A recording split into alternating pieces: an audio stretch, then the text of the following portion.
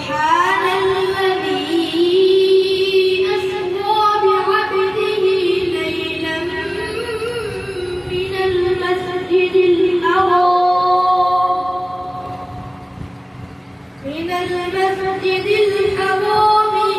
المسجد الأقصى الذي باركنا حوله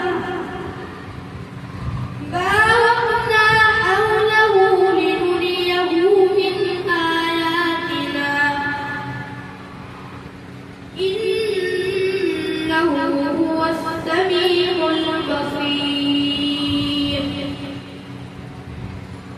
وآتينا موسى الكتاب وجعلناه هدى لبني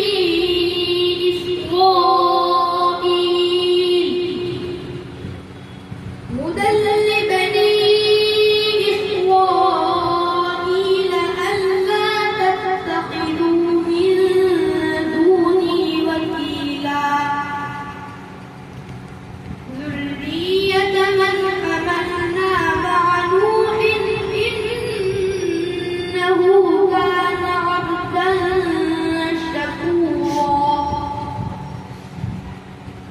وقضينا إلى بني إسرائيل في الكتاب